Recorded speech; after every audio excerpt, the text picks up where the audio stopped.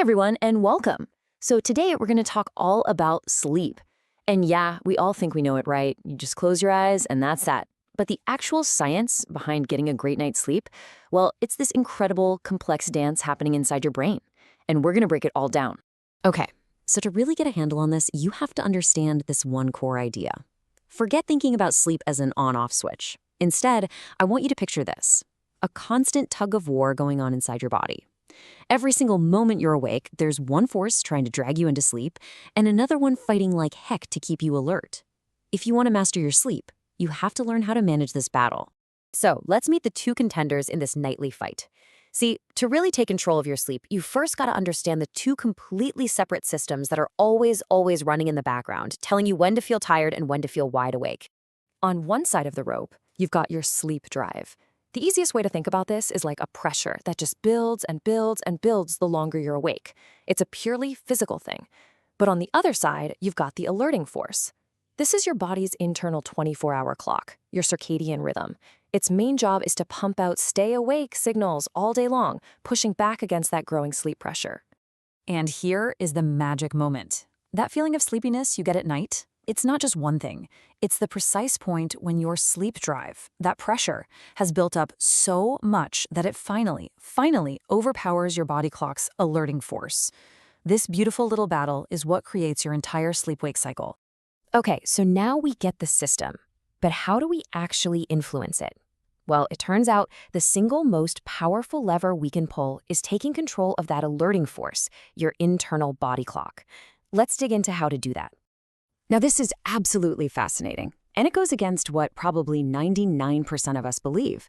According to sleep scientists like Dr. Jason Ong, it's not your bedtime that matters most, it's your wake-up time. That is the anchor for your entire day. Your body clock literally takes its daily schedule from the moment you wake up.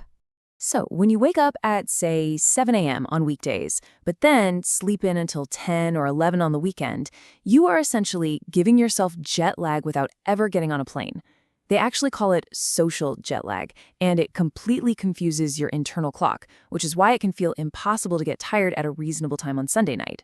Consistency is everything. So besides just waking up at the same time, science shows there are 5 key habits that are just critical for keeping that body clock perfectly tuned. So let's run through the biggest ones right now. Light. Light is the #1 boss of your internal clock. Getting bright, natural daylight first thing in the morning sends this massive, hey, it's daytime, signal to your brain. And the reverse is just as important. Dimming your lights, and especially avoiding screens for a couple hours before bed, lets your brain produce melatonin. Now, melatonin doesn't knock you out, but it's the hormone that whispers, okay, it's time to wind down. It gets everything ready. And look, this isn't just a nice idea. We have the hard data. A study from 2021 showed that when people stared at screens right before bed, the amount of deep, restorative sleep they got was way lower. So yeah, that late-night scroll is literally robbing you of your best quality sleep. Okay, moving on. Our daily habits around what we eat and drink, well, they have a huge impact on how well that sleep engine of ours is going to run when we finally hit the pillow. And let's just bust the biggest sleep myth out there right now: alcohol. Yes, of course, a drink can make you feel drowsy. It can help you fall asleep faster. But what's actually happening inside your brain is a completely different story. As your body starts to process that alcohol, it obliterates your crucial REM sleep and basically shatters your sleep into a bunch of light, fragmented pieces in the second half of the night. And here are a few other quick wins for you. Cut out the caffeine after the early afternoon. Seriously, it needs time to get out of your system. Try not to eat huge, heavy, or spicy meals right before bed, because that can mess with digestion. And if you're going to nap, keep it short, like 20 minutes, and do it early in the afternoon. That way you won't steal any of that precious sleep drive you're building up for nighttime. We've talked about our internal clock and our daily habits. The last critical piece of the puzzle is the actual room you sleep in. Your bedroom needs to become a sanctuary designed for one thing and one thing only: rest. So what's the perfect sleep environment? It's 3 things: cool, dark, and quiet.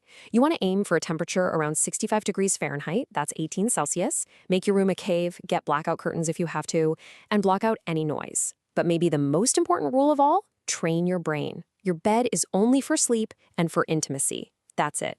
No working from bed, no eating in bed, and definitely no scrolling on your phone in bed. But what if you do all of this? You've got the perfect habits, the perfect room, and you're still just staring at the ceiling at 2 a.m. Well, for people with more chronic insomnia, the answer isn't just about habits. It's about actively retraining your brain's entire relationship with sleep. And that is where something called cognitive behavioral therapy for insomnia, or just CBTI, comes in. I know it sounds super clinical, but it's really just a structured program that helps you pinpoint and replace the very thoughts and behaviors that are sabotaging your sleep. It's all about skills, not pills. And you know what? It is unbelievably effective.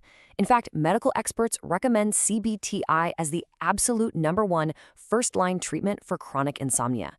It's actually considered more effective than sleeping pills because it fixes the root cause of the problem instead of just masking the symptoms. So how does it actually work? Well, it has a few core parts. Stimulus control is all about breaking that frustrating link between your bed and being awake. So if you're tossing and turning for 20 minutes, you physically get out of bed. Then there's sleep restriction. This sounds crazy, I know, but you temporarily limit your time in bed to build a much stronger sleep drive. And finally, cognitive therapy helps you fight back against those anxious thoughts like, oh no, I'm never going to fall asleep. So as you can see, fixing your sleep isn't about finding one little magic bullet. It's about understanding that internal engine, that battle between your sleep drive and your body clock, and then carefully, systematically, orchestrating your habits, your environment, and your mindset to work with your body's natural rhythm, not against it. So that brings us to the final and most important question. Thinking about everything we just covered, from your wake-up time to light to your bedroom, what is the one small thing you can commit to changing starting tonight to start working with your sleep engine instead of fighting it? So let's get right into it. How can you start getting better sleep, like tonight? I mean, who hasn't felt this way, right? The good news, you can totally fix it. Okay, so to fix your sleep, first you gotta understand it. It's not random. It's all biology. Basically, your body's in this constant tug of war between wanting to sleep and needing to stay awake. You can think of this as your body's own internal clock, keeping everything running on schedule. So, what's the #1 way to control that clock? A consistent wake-up time. Seriously. That feeling of sleeping in on weekends. It might feel great, but it creates social jet lag. So, 2 big things you can do. Lock in that regular schedule and get some sunlight first thing. Getting that morning sunlight is huge. It's like a powerful wake-up signal for your brain. Okay, now that we've got the science down, let's talk about your actual routine and environment. So here's a simple 3-step routine. Dim the lights, put away the phone, and just chill out. Your bedroom needs to be a sleep sanctuary. Think cool, super dark, and quiet. Now, what you don't do is just as important. Let's look at some common sleep killers. Yeah, alcohol can make you feel sleepy, but it absolutely wrecks your sleep quality later on. And that blue light from your screens? It's basically tricking your brain into thinking it's still daytime. But what if you've tried all this and it's not working? There is a gold standard option. It's called CBTI. It's not about pills, and it's actually more effective for chronic insomnia. Basically, it uses specific techniques to retrain your brain to associate your bed with actual sleep. Okay, let's recap the big takeaways. Wake up consistently, get morning sun, wind down, and watch the booze and blue light. Think about it. You spend a third of your life asleep. Isn't it time you finally mastered it?